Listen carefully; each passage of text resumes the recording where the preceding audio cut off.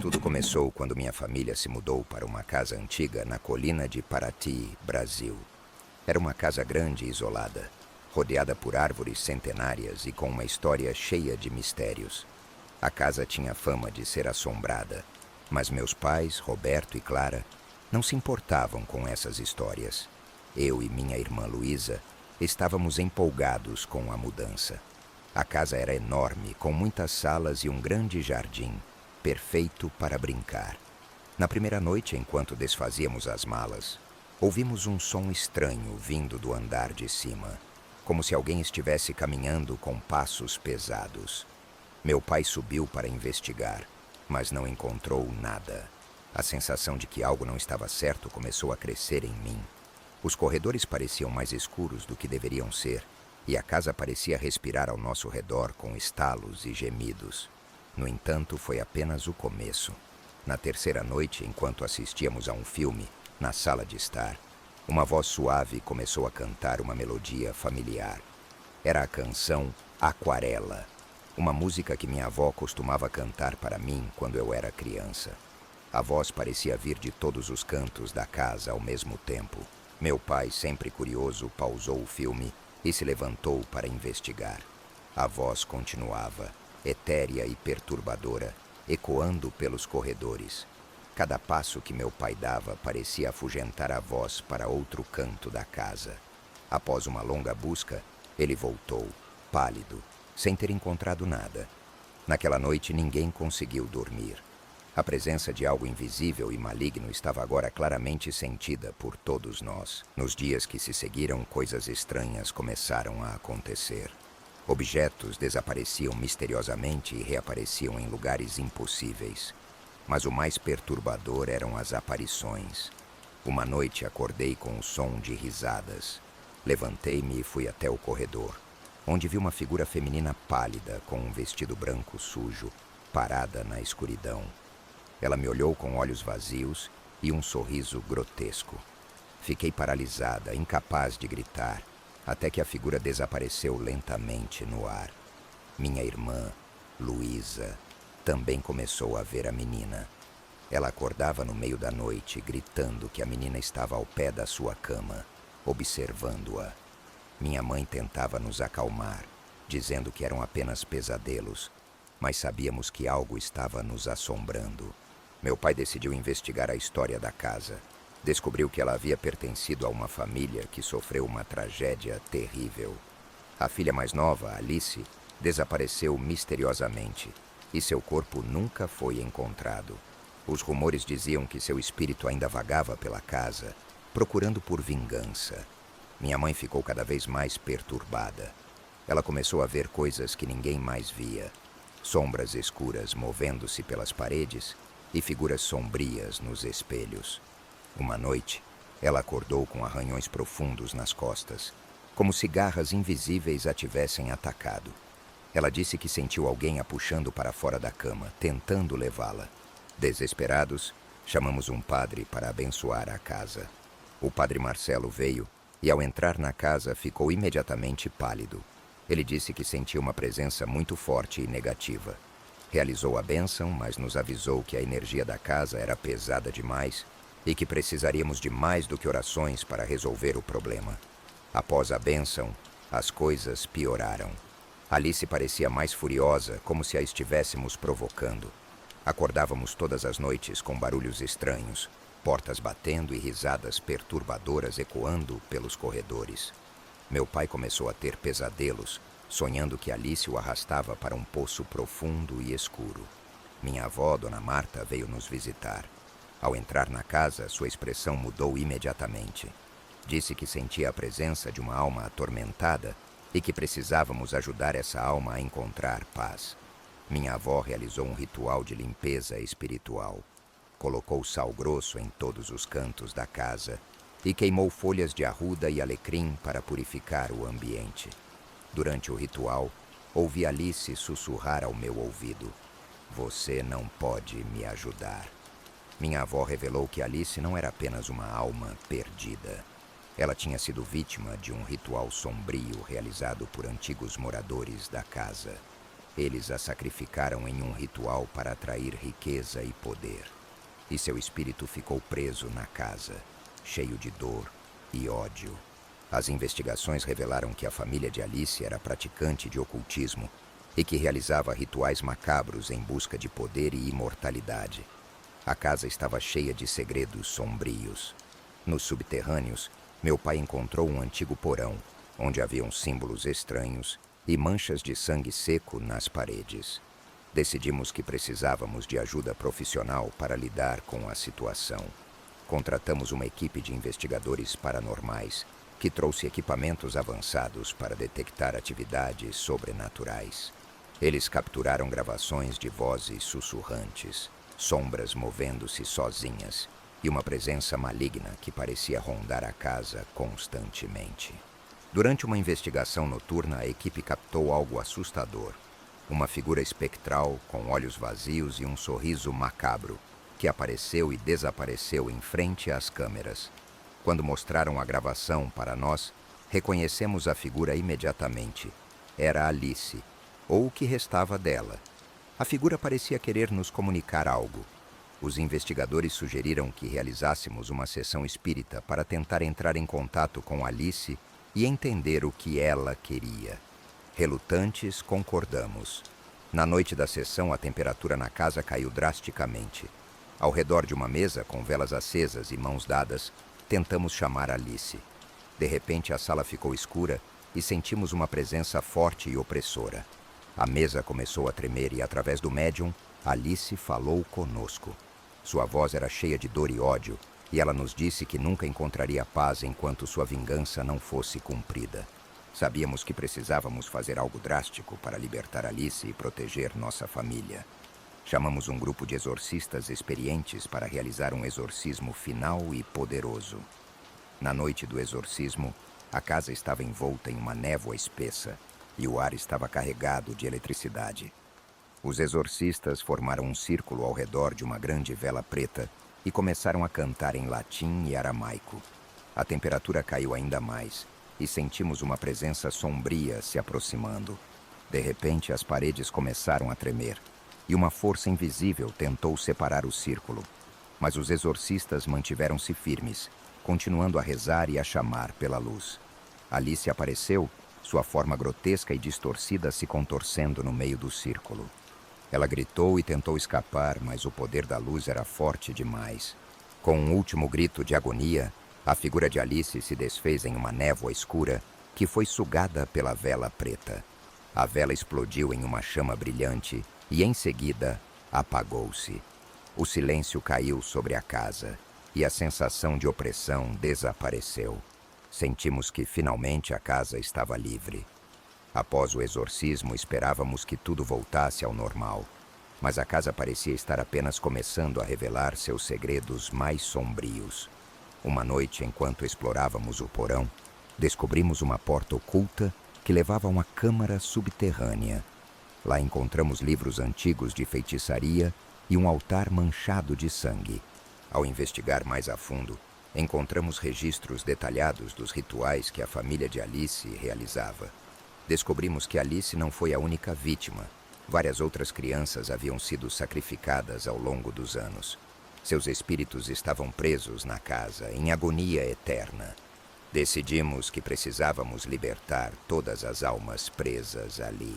Com a ajuda de minha avó e dos exorcistas, preparamos um ritual complexo para purificar a casa e libertar os espíritos. O ritual exigia uma série de preparações meticulosas. Passamos dias purificando a casa com ervas sagradas, desenhando símbolos de proteção e rezando para atrair a luz divina. Na noite do ritual, a casa estava envolta em uma névoa densa e fria. Os exorcistas formaram um círculo ao redor do altar e minha avó liderou as orações. Enquanto o ritual prosseguia, sentimos a presença dos espíritos presos na casa. Eles se manifestaram como sombras tristes e desesperadas, implorando por libertação. Minha avó, com uma coragem impressionante, enfrentou as sombras e ordenou que elas seguissem para a luz. As sombras se contorciam-me, lutavam, mas finalmente, uma por uma, começaram a se dissipar. A última a partir foi Alice. Ela apareceu em sua forma mais pura, uma menina assustada e triste, que nos agradeceu antes de desaparecer. Sentimos uma paz profunda descer sobre a casa e soubemos que, finalmente, todos os espíritos haviam sido libertados. Mesmo após a libertação dos espíritos, a casa continuava a carregar uma aura sombria. Decidimos que não podíamos continuar morando ali e nos mudamos para uma cidade próxima. Deixamos a casa de Paraty para trás, esperando que ela pudesse encontrar paz. Meu pai decidiu vender a casa, mas ninguém queria comprá-la por causa de sua reputação. Finalmente, ele a doou para uma organização que a transformou em um centro de estudos paranormais. A casa agora serve como um lugar de pesquisa para entender e combater forças sobrenaturais. Minha família encontrou uma nova paz e propósito, usando nossa experiência para ajudar outras pessoas a enfrentar seus próprios demônios. A casa de Paraty, que antes era um símbolo de medo e sofrimento, tornou-se um farol de esperança e renovação para aqueles que buscam entender o desconhecido. Depois de acreditarmos que havíamos deixado o passado sombrio para trás, uma nova e terrível ameaça começou a se manifestar em nossa nova casa. A tranquilidade que tanto almejávamos foi rapidamente substituída por uma série de eventos inexplicáveis que gradualmente foram se tornando mais perturbadores. Tudo começou com pequenos incidentes que pareciam coincidências. Objetos que estavam em um lugar apareciam em outro. Portas que sabíamos estar fechadas encontrávamos abertas. Uma noite, enquanto jantávamos, todas as luzes da casa piscavam simultaneamente, seguidas por um silêncio opressor que nos deixou gelados.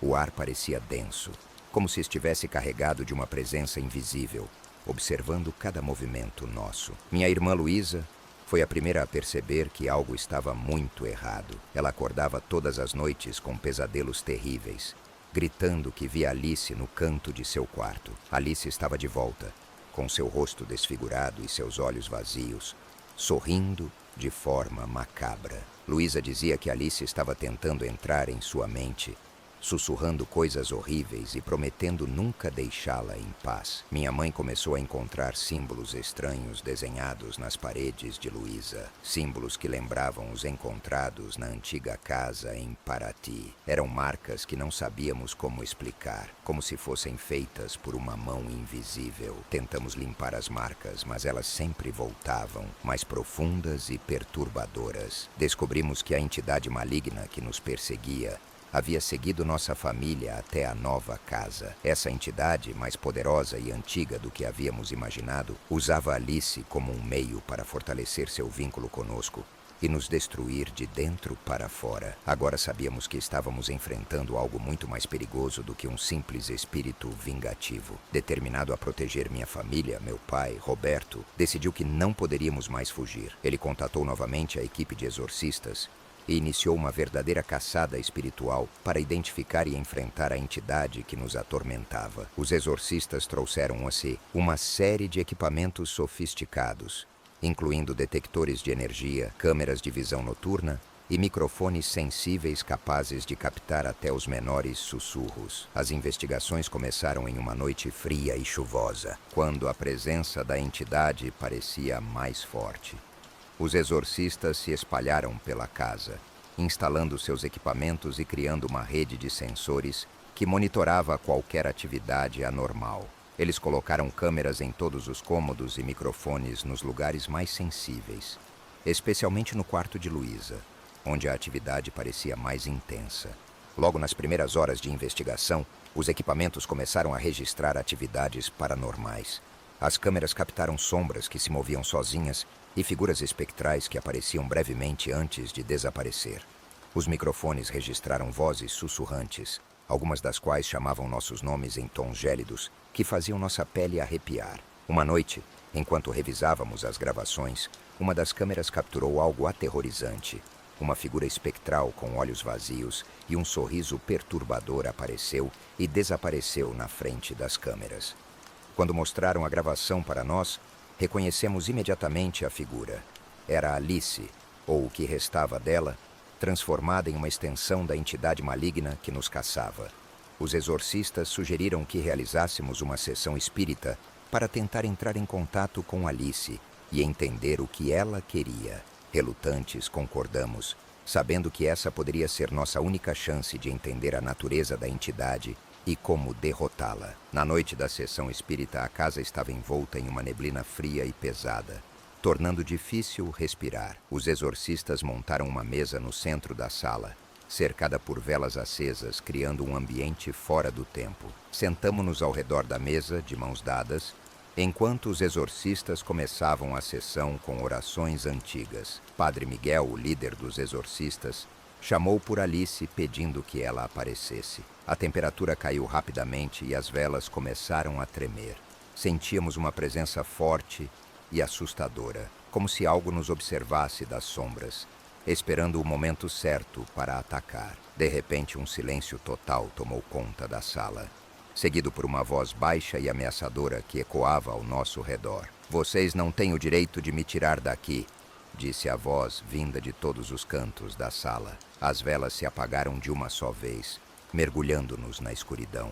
Sentimos um vento gelado atravessar a sala e a mesa começou a tremer violentamente. A voz continuou, agora cheia de dor e ódio. "Eu fui sacrificada, traída por aqueles que deveriam me proteger. Eu sou a vingança que vocês não podem evitar." Sentíamos a presença de Alice, mas ela estava diferente, mais poderosa e assustadora. Sua figura começou a aparecer no meio da sala, uma forma horrível e distorcida, com olhos vazios e um sorriso cruel que mostrava dentes afiados. A sala começou a tremer, e uma força invisível tentou separar o círculo de mãos que formávamos. Padre Miguel gritou para que mantivéssemos o círculo firme e aumentou o volume de suas orações. Outras figuras espirituais começaram a aparecer nas sombras, cópias distorcidas de Alice, que se moviam junto com ela, criando um cenário de pesadelo. A entidade, usando o corpo de Alice, começou a flutuar acima do chão, seus braços estendidos em nossa direção, como se quisesse nos agarrar. Sentimos uma pressão esmagadora em nossos peitos, dificultando a respiração. Era como se a própria escuridão estivesse tentando nos sufocar. Padre Miguel levantou a cruz que carregava e começou a recitar passagens da Bíblia com mais força. As sombras recuaram por um momento, mas logo voltaram com mais força, tentando romper nossa defesa. A entidade soltou um riso assustador que ecoava pela sala, fazendo nossas cabeças doerem. Sentíamos a presença dela em nossas mentes, tentando nos quebrar e nos enlouquecer. De repente, a entidade lançou-se em direção a Luísa, minha irmã, que estava sentada ao meu lado. Seus braços estendidos pareciam garras prontas para agarrá-la. Luísa soltou um grito de terror e senti sua mão tremer na minha. Padre Miguel, com uma determinação feroz, levantou a cruz e gritou ordens para que a entidade se afastasse. As outras figuras espirituais imitaram o movimento de Alice, avançando em nossa direção. A entidade soltou um grito ensurdecedor, um som que parecia vir das profundezas do inferno. O chão sob nossos pés começou a tremer violentamente e sentimos uma força invisível tentando nos separar. Padre Miguel, com uma fé inabalável, aumentou o volume de suas orações. A entidade se contorcia e lutava, mas o poder das orações parecia mantê-la contida. As paredes da casa tremiam e podíamos ouvir gritos distantes, como se milhares de almas perdidas estivessem presas dentro delas. A entidade então tentou um último esforço desesperado para nos pegar, multiplicando-se em várias cópias sombrias de si mesma que surgiam das paredes e do teto. Cada cópia tinha olhos brilhantes e um sorriso cruel, e todas avançavam em nossa direção ao mesmo tempo. Sentíamos que estávamos cercados, sem saída. Padre Miguel gritou novamente para que mantivéssemos o círculo firme e continuássemos as orações. Ele ergueu a cruz mais uma vez e recitou passagens da Bíblia com uma intensidade renovada. As sombras recuaram momentaneamente, mas logo voltaram com uma força ainda maior, tentando romper nossa defesa. A entidade soltou um riso grotesco que ecoava pela sala, fazendo nossas cabeças latejarem. Sentíamos a presença dela em nossas mentes, tentando nos quebrar e nos levar à loucura. De repente, uma luz intensa e brilhante explodiu no centro do círculo, empurrando a entidade e suas cópias para trás. As sombras se contorceram e gritaram, tentando escapar da luz, mas foram consumidas por ela.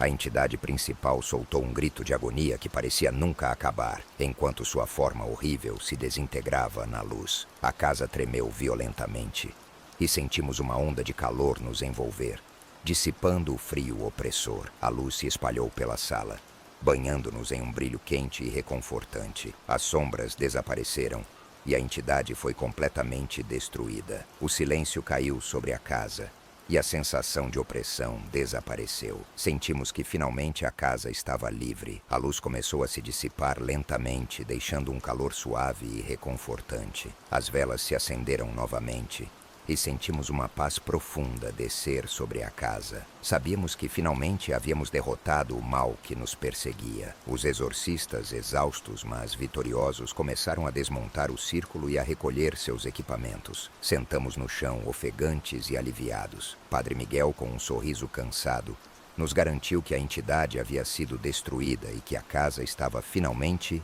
livre. Sentimos um peso enorme ser retirado de nossos ombros e lágrimas de alívio escorreram por nossos rostos. Ao sair da casa, vimos que a tempestade havia passado e o céu estava limpo e estrelado. Sentimos que a natureza também havia sido purificada e que um novo começo estava ao nosso alcance. A batalha final havia sido dura e assustadora, mas finalmente tínhamos vencido. Depois dessa batalha que enfrentamos, esperávamos que nossas vidas pudessem finalmente voltar ao normal. A casa, que antes era um local de terror e desespero, agora estava calma e serena. Os exorcistas garantiram que a entidade maligna havia sido destruída e que não havia mais risco de qualquer atividade sobrenatural. No entanto, o impacto emocional de tudo o que passamos ainda pairava sobre nós.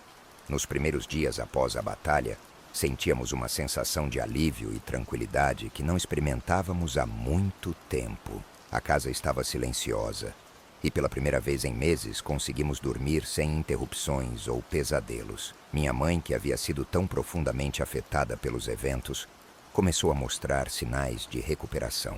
Ela voltou a sorrir e a se envolver nas atividades diárias, como se estivesse finalmente emergindo de um pesadelo. Minha irmã Luísa, que havia sofrido tanto com as aparições de Alice, começou a ter uma recuperação gradual. Ela ainda tinha pesadelos ocasionais, mas com o apoio da família e dos amigos, conseguiu lidar melhor com suas experiências traumáticas. Decidimos que precisávamos de um novo começo, longe das lembranças sombrias que a casa carregava. Meu pai, Roberto, tomou a decisão de vender a casa. Embora agora estivesse livre de espíritos malignos, as memórias dos eventos ainda eram muito fortes para que pudéssemos continuar morando lá. Ele encontrou um comprador que estava interessado na história paranormal da casa e que planejava transformá-la em um centro de estudos paranormais. Mudamos para uma cidade distante, onde ninguém conhecia nossa história. Encontramos uma nova casa, simples e acolhedora, que se tornou nosso novo lar. Começamos a reconstruir nossas vidas, tentando deixar para trás o medo e a dor que havíamos experimentado. Apesar de todos os desafios, nossa família estava mais unida do que nunca, e isso nos deu força para seguir em frente. Minha mãe encontrou consolo em ajudar pessoas que passaram por traumas semelhantes. Ela se voluntariou em um centro de apoio a vítimas de violência e trauma, usando sua experiência para oferecer apoio e esperança a outras pessoas. Meu pai, que antes era cético em relação ao sobrenatural, agora se dedicava a estudar e entender melhor as forças que enfrentamos, ajudando outras pessoas a lidar com problemas espirituais. Minha irmã e eu, finalmente, pudemos deixar os pesadelos para trás e começar a viver uma vida normal. Fizemos novos amigos e nos concentramos em nossos estudos, tentando recuperar o tempo perdido. A experiência nos deixou mais fortes e determinados a viver nossas vidas ao máximo. Embora tivéssemos deixado a casa de Paraty para trás, ela continuou a ser um símbolo de superação e renovação. Nossa história, marcada por terror e sofrimento, agora servia como um farol de esperança para aqueles que buscavam entender e combater o desconhecido. O Centro de Estudos Paranormais que foi criado na casa tornou-se um local de referência para a pesquisa de fenômenos sobrenaturais. Pesquisadores, curiosos e pessoas em busca de ajuda espiritual visitavam o local, onde encontravam uma equipe dedicada a estudar e enfrentar forças sobrenaturais. A casa, que antes era um símbolo de medo, agora era um lugar de aprendizado e cura.